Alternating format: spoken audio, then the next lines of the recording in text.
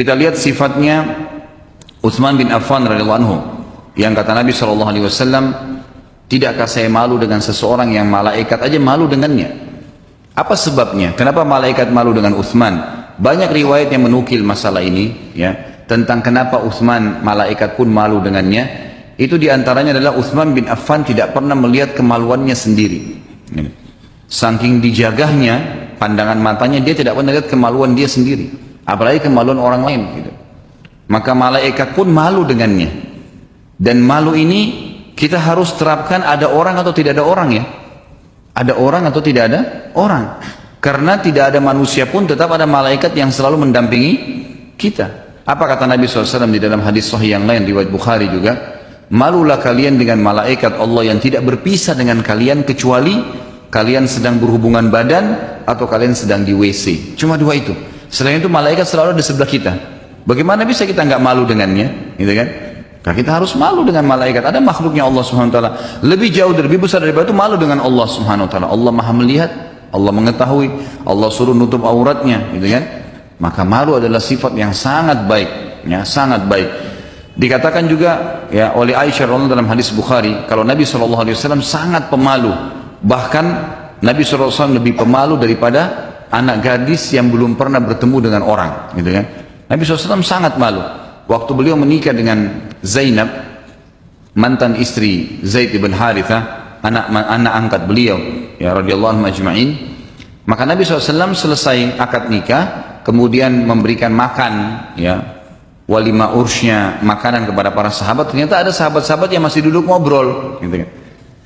Nabi SAW sudah malam, Nabi SAW memang sudah saatnya memberikan hak istrinya, sudah akad nikah dari tadi. Tapi sahabat masih banyak ngobrol. Lalu Nabi SAW malu, nggak mau mengingatkan mereka. Akhirnya turunlah firman Allah SWT, batang Jibril membawa firman Allah, ya, yang menyebutkan bahwasanya Nabi kalian malu, tapi Allah tidak malu, ya. Dikatakan dalam Al-Quran, A'udzubillahi minasyaitonirrajim, yastahi minkum wallahu la yastahi minal haq. Sungguhnya Nabi kalian itu malu dengan kalian, tapi Allah tidak malu dalam menyebutkan kebenaran. Jadi Nabi SAW memang malu, ya, dan itu sangat baik dalam Islam. Kita merasa malu. Malu ini banyak sekali manfaatnya. Kita kalau malu akhirnya kita tidak berani mengambil barangnya orang, tidak berani menghina orang lain, tidak berani menilai buruk, tidak berani berkata kasar. Semua itu akan didampingi atau ditutupi dengan sifat malu. Di dalam sebuah hadis yang lain kata Nabi SAW, kalau kau tidak malu maka buatlah semua apa yang kau mau. Artinya malulah yang menghadang seseorang agar melakukan perbuatan yang keliru. Kalau sudah tidak malu, dia akan lakukan apa saja. Dia akan lakukan apa saja. Jadi malu ini sangat positif, ya, diperintahkan dalam agama kita untuk dijaga. Juga malu ini rentetannya akan mendatangkan juga sifat-sifat positif yang lain, seperti orang jadi sedikit berbicara. Dia malu, ya, kalau dia berbicara banyak akhirnya nanti dia disalahkan, atau bahkan mungkin dia menyampaikan informasi yang salah. Dia malu dengan Allah Azza wa Jalla, dia malu dengan malaikat, dia malu dengan orang sekitarnya. Ya, ada orang subhanallah karena sudah tidak malu, walaupun tidak punya ilmu dia ngomong aja, gitu kan. Mau salah nanti urusan nanti, gitu kan. Pokoknya dia ngomong saja. Nah, ini karena tidak ada sifat malunya. Sedikit berbicara itu bagian daripada rasa malu, gitu kan. Artinya kita berbicara yang penting, ikhwan dan akhwat sekalian. Kalau penting kita berbicara. Ada orang subhanallah tidak ada titik koma, bicara terus, nggak selesai pembicaraannya, gitu kan? Ini akhirnya dia tidak tahu yang mana benar, yang mana salah, yang mana akan memberatkan dia di hisab hari kiamat, dan yang mana akan menjadi pemberat amal solehnya. Semuanya, ya, orang lagi berbicara masalah pengajian A dicampurin, orang bicara B dicampurin, orang bicara masalah gosipin orang pun dicampurin. Semuanya lini dia masuk di situ. Dia tidak tahu mana baik, mana, ya, mana yang salah dan mana yang benar. Ini berbahaya sekali. Nah, ini akan membuka, ya, pintu-pintu maksiat karena terlalu banyak ngomong, gitu kan. Makanya kata Nabi SAW, memasukkan diam itu bagian daripada ibadah. Kalau tidak ada keperluan, man kana yu'minu billahi wal yawmil akhir falyakul khairan aw liyasmut. Siapa yang mengaku beriman pada Allah hari akhir, dia mengucapkan yang baik saja, nanya kabar orang, bertanya sesuatu yang dia belum tahu, gitu kan, menasehatin orang lain, membaca Al-Quran, berzikir, itu saja. Yang penting-penting menjelaskan tentang sebuah usaha yang dia mau kembangin, yang berbaik-baik, Maka itu kalau atau dia diam, kata Nabi SAW, tidak bicara apapun.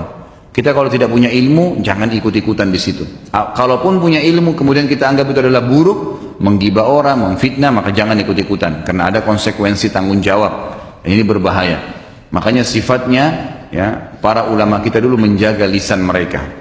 Rabi' ibn Haytham rahimahullah waktu ditanya oleh muridnya, kenapa anda ini bisa kalau bicara itu hanya pertanyaan, hanya nasihat, berzikir, baca Quran, gak ada yang lain. Muridnya bilang, kami juga mau seperti anda. Apa kata beliau? Wahai muridku, belumkah kalian yakini sampai sekarang kalau kita punya Tuhan namanya Allah, dan Allah menitipkan di pundak kanan kita Raqib yang akan mencatat semua, ya, kebaikan-kebaikan sekecil apapun, dan kita punya di pundak kiri Atid yang mencatat semua keburukan, dan demi Allah satu huruf pun yang kau ucapkan dari lisanmu akan dibacakan dan dihisap untukmu di sana, maksudnya di akhirat.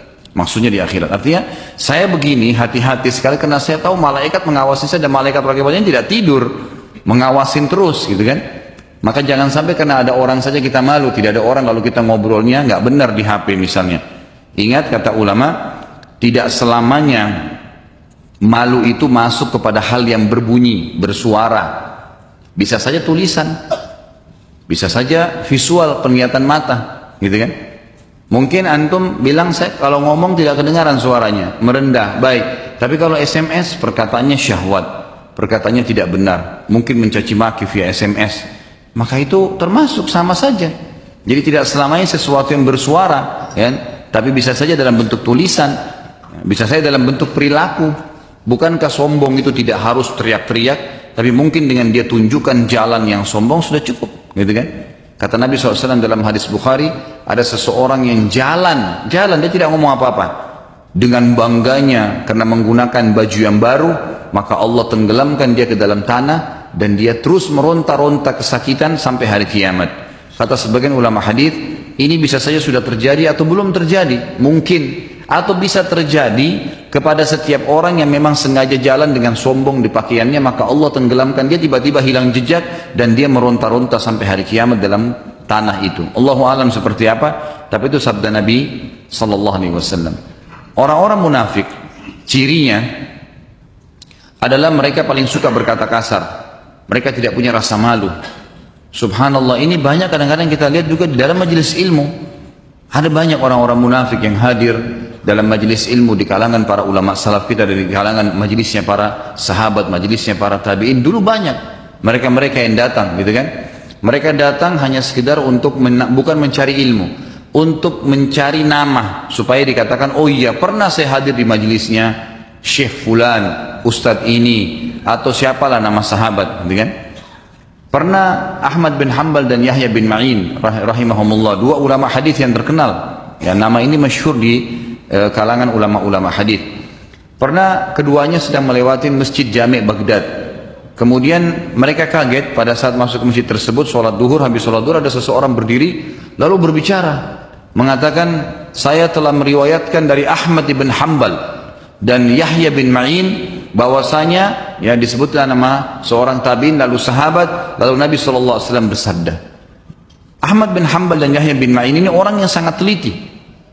Mereka menghafal sampai ratusan ribu hadis, mungkin kita bisa katakan jutaan hadis, gitu kan. Maka mereka tahu kalau murid-muridnya, dan mereka tahu kalau itu hadis benar atau tidak, karena mereka menelusuri itu. Mereka tahu mana sahih, mana hasan, mana dhaif, mereka tahu. Dan ini hadis bohong yang dikarang-karang oleh orang ini. Lalu didatangi oleh Ahmad bin Hanbal, dikatakan, sebentar, anda ini siapa? Dia katakan, saya Fulan bin Fulan. Apakah anda pernah ketemu dengan Ahmad bin Hanbal? Langsung orang itu bilang, oh iya itu guru saya. Padahal ini Ahmad bin Hanbal di depannya lagi bertanya, gitu kan. Yahya bin Ma'in bertanya, apa kau pernah ketemu dengan Yahya bin Ma'in? Dia bilang, iya itu guru saya, gitu kan. Lalu Ahmad bin Hanbal mengatakan, sungguh orang seperti kamu tidak layak untuk didengarkan sama sekali perkataannya, karena kamu sudah bohong. Saya Ahmad bin Hanbal dan ini Yahya bin Ma'in, kami nggak pernah melihat kamu sebelumnya, dan apa yang kamu sampaikan semua kebohongan. Tahu bagaimana ikhwas sekalian? Ini subhanallah, kalau sifat malu sudah tidak ada seperti ini. Dia mengatakan apa? Untuk menutup, ya, supaya dia tidak dianggap dipermalukan, gitu kan. Justru karena dia sudah tidak punya sifat malu, dia mengatakan, apakah memang Ahmad bin Hanbal dan Yahya bin Ma'in cuma kalian berdua, gitu kan. Gitu kan.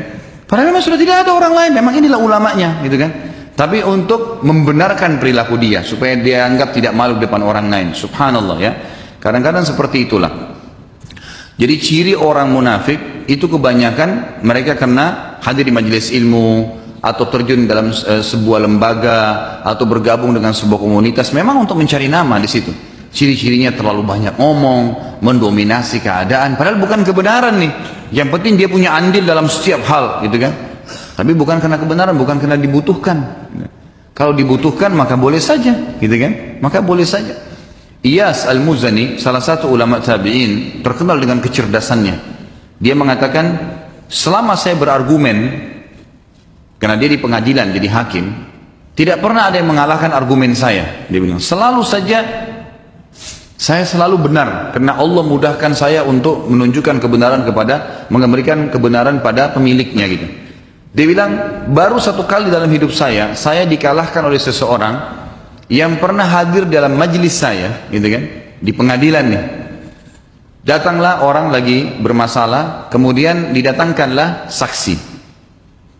Lalu saksi itu ditanya oleh Iyas Al-Muzani, kamu sudah berapa lama kenal orang ini? Dia bilang, sudah lama saya kenal orang ini. Dari mana kamu tahu kalau orang ini benar? Apakah kamu pernah menghitung satu persatu perilakunya? Apakah kamu mengetahui jenis pakaiannya, jenis makanannya? Gitu kan? Kata Iyas Al-Muzani ini. Lalu orang tersebut bertanya kepada Iyas kembali mengatakan, wahai hakim, sudah berapa lama anda menobat jadi hakim? Kata Iyas, sudah sekian lama. Apakah hakim tahu berapa jumlah tiang di bangunan mahkamah ini? Gitu kan? Lalu kata Iyas, tidak. Ya, saya tidak tahu. Maka orang tersebut diam lalu menundukkan kepalanya. Iyas langsung faham. Ternyata memang belum tentu orang walaupun kenal tahu semua lini kehidupan orang itu. Buktinya saya juga sudah puluhan tahun di mahkamah ini tidak pernah tahu tiangnya, ya pengadilannya ada berapa gitu. Tapi orang itu tidak mengatakan, lihat nih saya benarkan apa segala yang membantah, enggak. Dia cuma menyampaikan seperti itu lalu dia diam. Udah, kalau orang itu berakal dia bisa tahu gitu. Dia bisa tahu. Seperti itulah. Ya, para ulama kita, Imam Syafi'i, Imam Ahmad, Abu Hanifah, semuanya umumnya, kalau mereka sedang menyampaikan satu kebenaran, lalu ada orang yang membantahnya, dia sudah tahu, dia bisa mencium ini sebenarnya orang hanya untuk mencari nama, dia diam, mereka diam, tundukkan kepala, lalu mereka tinggalkan. Mereka nggak ikut-ikutan sudah. Nggak ada gunanya menghabiskan waktu dengan mereka untuk apa, gitu kan? Terus mengejar, terus mencari masalah, terus saja, gitu. Udah nggak boleh, gitu kan? Termasuk dalam bab malu dalam Islam. Kalau kita mendatangi rumah seseorang, apa kata Nabi SAW? Kalau kalian datang ke rumah saudara kalian, lalu kalian ketuk 3 kali, tidak dibukakan, pulanglah. Pulang, gitu kan? Karena bisa saja saudara kalian sedang tidak mau diganggu atau sedang tidak di tempat. Ini kita tidak, bel terus, gitu kan? Belum dibukain, ketuk pintu, tidak puas, lempar batu masuk ke dalam rumahnya. Nggak boleh. Pulang. Titip pesan boleh. Tapi begitu adabnya dalam Islam, sampai tidak boleh kita mengganggu orang lain, gitu kan? Itu termasuk bagian daripada sifat malu, termasuk bagian daripada sifat malu. Masuk dalam sifat malu, kita tidak boleh memperlihatkan aurat kepada orang lain, gitu kan? Kita dianjurkan ya pada saat berhubungan biologis menutup, gitu kan? Pada saat ke kamar mandi tertutup. Alhamdulillah sekarang sudah beda ya. Kalau di zaman Nabi SAW itu memang tidak ada, mohon maaf, WC atau kamar mandi dalam rumah. Memang belum ada pada saat itu. Nabi SAW pun kalau punya hajat, itu keluar ke padang pasir. Lalu beliau seringkali mengatakan, aku, ya kata Nabi SAW, menutup ya diriku dengan pelapa-pelapa kurma. Jadi kan lalu beliau menyelesaikan hajatnya. Sampai begitu. Sofia radhiyallahu anha dalam hadis Bukhari, karena Sofia ini salah satu istri Nabi SAW dari turunan Yahudi yang badannya cukup tinggi besar. Dan waktu itu sudah turun ayat hijab dan beliau bercadar gitu. Waktu keluar malam hari dari rumahnya, Umar bin Khattab lihat, Umar bin Khattab tahu kalau ini adalah Sofia. Lalu Umar bin Khattab mengatakan, mau kemana wahai istri Rasulullah? Ya, malam-malam sendirian gitu kan. Nabi SAW tidak ada. Lalu Nabi SAW dengar suara Umar karena suaranya agak keras. Maka Nabi SAW keluar dan mengatakan, dia punya hajat wahai Umar, biarkanlah. Maka Umar pun membiarkan. Jadi berarti zaman dulu memang tidak ada kamar mandi di rumah. Sofia pun pada saat mau menyelesaikan hajatnya, ya pada saat itu buang air besar, buang air kecil, beliau harus keluar radhiyallahu anha dari rumahnya.